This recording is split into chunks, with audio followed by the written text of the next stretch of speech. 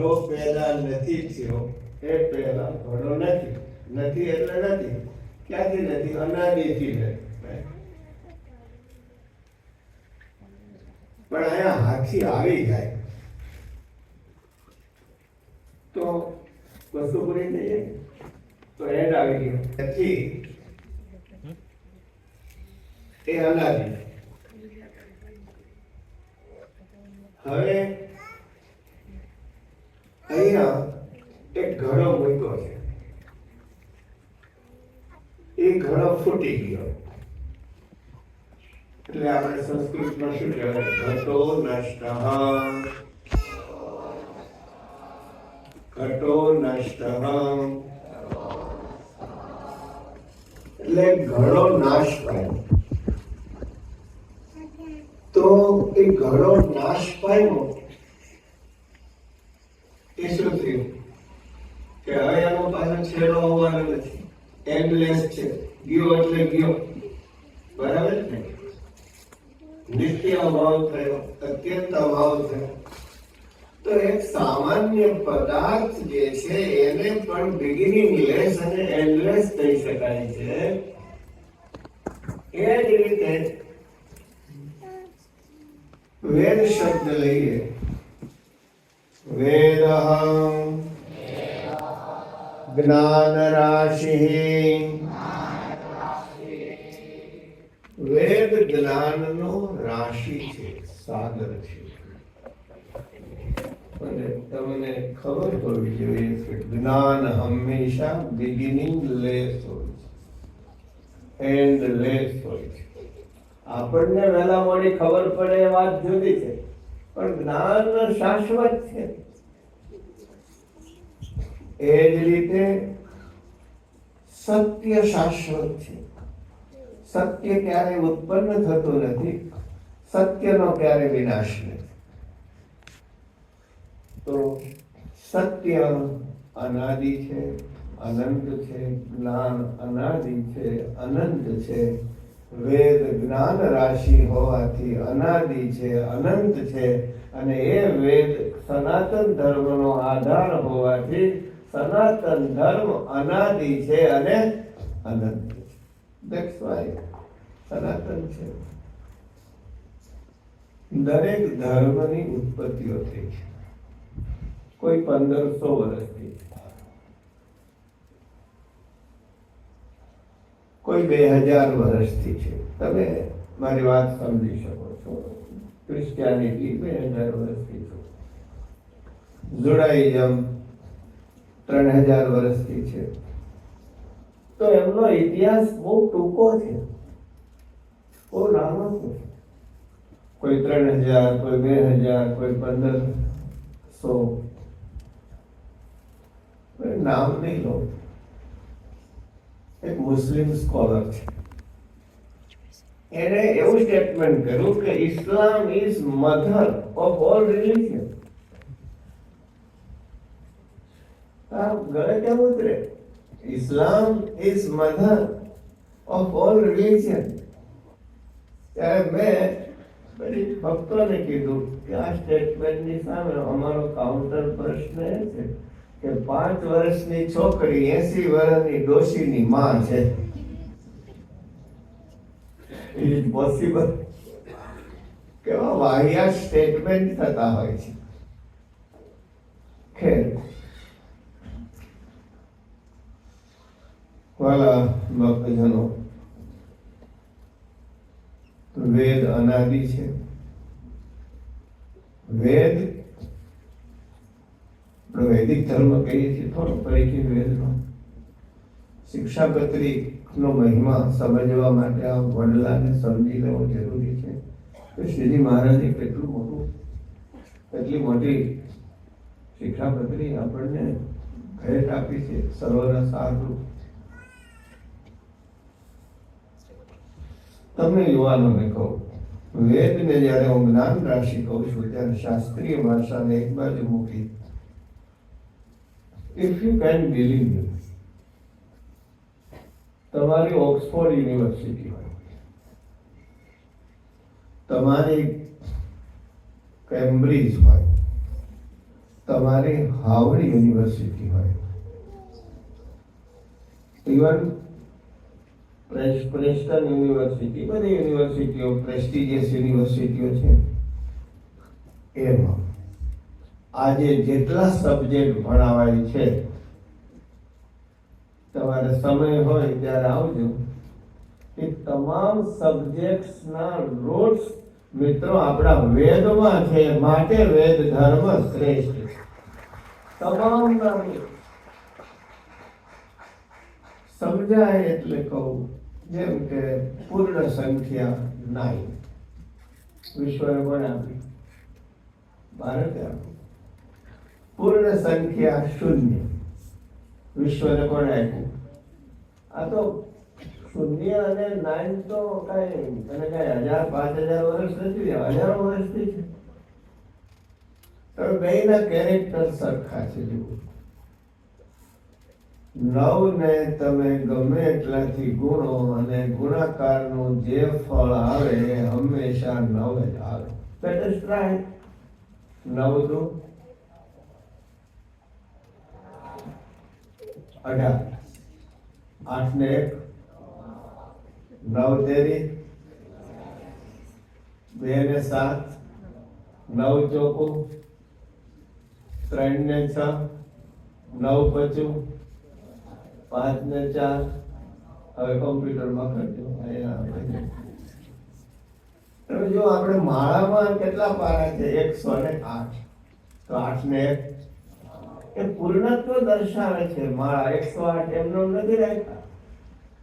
ભગવાન જેટલા પૂર્ણ છે, ભગવાનના નામ પણ એટલા જ પૂર્ણ છે. એટલે માળામાં 108 પારા છે. 8 ને 1 0 plus 0 is equal to 0 minus 0 is equal to 0 multiply 0 is equal to. વેદનો એક સરસ મંત્ર છે, તમે બધા જાણો છો. બોલજો મારી સાથે. ઓમ પૂર્ણમિદં પૂર્ણમદઃ પૂર્ણમદઃ પૂર્ણાત પૂર્ણમ ઉદચ્યતે પૂર્ણસ્ય પૂર્ણમાદાય પૂર્ણમેવાવશિષ્યતે. The principle of infinity. ઇન્ફિનિટીનો પ્રિન્સિપલ આ મંત્રમાં છે. તમે 10 માંથી 8 બાદ કરો તો શું થાય? 2 આવે. 10 માં 2 ઉમેરો તો શું થાય? 12 થાય. 10 ને 2 થી ગુણો તો શું થાય? 20 થાય. તમે જો જે ફાઇનાઇટ નંબર્સ છે એમાં વધઘટ થાય છે. આપણે ત્યાં ઇન્ફિનિટીનો ખ્યાલ બહુ અદ્ભુત છે. પૂર્ણમાંથી પૂર્ણ બાદ કરો તો શું આવે? પૂર્ણ. જેમ કે 0 minus 0 is equal to 0. પૂર્ણને પૂર્ણથી ગુણો તો શું આવે? પૂર્ણ. 0 multiply 0 is equal to 0. પૂર્ણમાંથી પૂર્ણને ઉમેરો તો શું થાય? 0 plus 0 is equal to 0. એટલે ઘણા લોકો એવો સવાલ કરે છે ને કે અમુક જીવ બધા મુક્ત થઈ જાય તો ખૂટી ન જાય. હજારો જીવ મોક્ષ અક્ષરધામમાં આવ્યા જાય તો ઓછા ન થાય. We are bound to numbers. આપણે નંબરથી ટેવાયેલા છીએ એટલે આપણને આવો વિચાર આવે છે.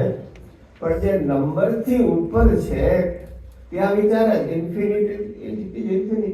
ઇવન તમે એન્જિનિયરિંગના વિદ્યાર્થીઓ બેઠા છો એટલે કહું કે આપણે જે વિશ્વમાં જીવીએ છીએ એ વિશ્વ 4 ડાયમેન્શનનું છે, રાઈટ? લંબાઈ, પહોળાઈ, ઊંચાઈ અને ટાઈમ. પછી 11 ડાયમેન્શનની વાત આવે, પછી 64 ડાયમેન્શનની વાત આવે. ડાયમેન્શન હંમેશા રિલેટિવ હોય, સમજે? લંબાઈ કોકના સંદર્ભમાં હોય, ઊંચાઈ કોકના સંદર્ભમાં હોય, ડેપ્થ કોઈના સંદર્ભમાં હોય, ટાઈમ પણ સંદર્ભમાં હોય, ભૂતકાળ, ભવિષ્યકાળ, વર્તમાનકાળ. Can you think about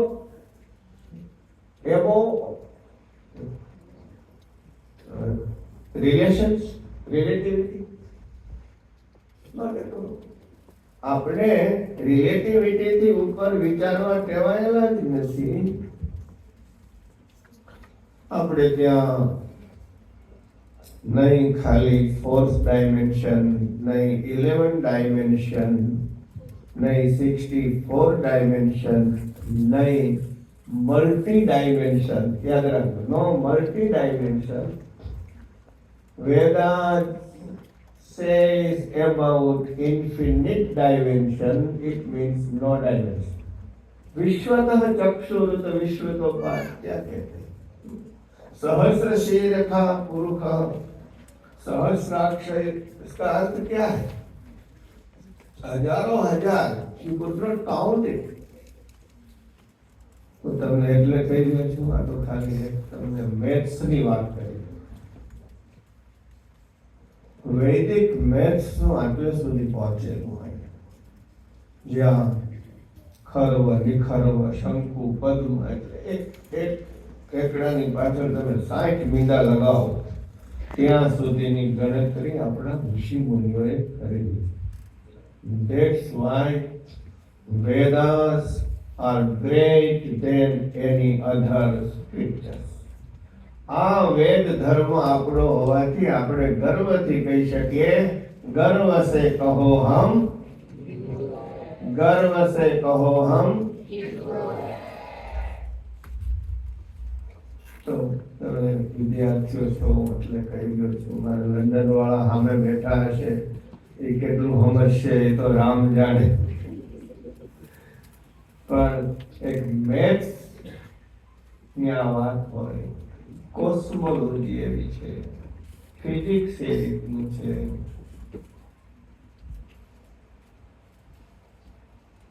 તમે બધા કિડની ટ્રાન્સપ્લાન્ટ ની વાત તો જાણો છો, બરાબર? હાર્ટ ટ્રાન્સપ્લાન્ટ પણ થાય છે આજે, હૃદય બદલાય છે. ક્યાંય આ 21મી સદીમાં નેનો ટેકનોલોજીમાં હેડ ટ્રાન્સપ્લાન્ટ થયું છે? એકાદું કોકે પ્રયોગ કર્યો છે, પણ થયું નથી. હું તમને વેદની હેડ ટ્રાન્સપ્લાન્ટની કથા કહું. ઇટ્સ કથા નોટ રિલેટેડ ટુ ગણેશજી. ગણેશજીની કથા તો છે જ, એ સિવાય એક બીજી કથા કહું કે વેદોમાં કેટલું ગ્રેટ સાયન્સ છે. વેદોમાં એક પ્રકરણ છે, એ પ્રકરણનું નામ છે મધુ વિદ્યા. શું નામ છે? શું નામ છે? મધુ વિદ્યા. એક સંજીવની વિદ્યા છે. કઈ વિદ્યા છે? સંજીવની. તમને ખબર છે આજે મોટા માણસો પોતાના ડેડ બોડીને અમુક લેવલે સંઘરી રાખે. એને આશા છે કે ક્યારે અમે જીવતા થાવ. થાય કે નહીં થાય ભગવાન જાણે. એ જીવતો થાય છે એનું ફેક્ટરીનું શું થયું હશે, એના છોકરાનું શું થયું હશે, રામ જાણે. આપણે ત્યાં સંજીવની વિદ્યા હતી. વાત તમને આનંદ અને દુઃખ સાથે કહી દઉં. આનંદ એ છે કે આટલું ગ્રેટ સાયન્સ હતું. દુઃખ એ છે we get lost. આપણી પાસે શબ્દો રહ્યા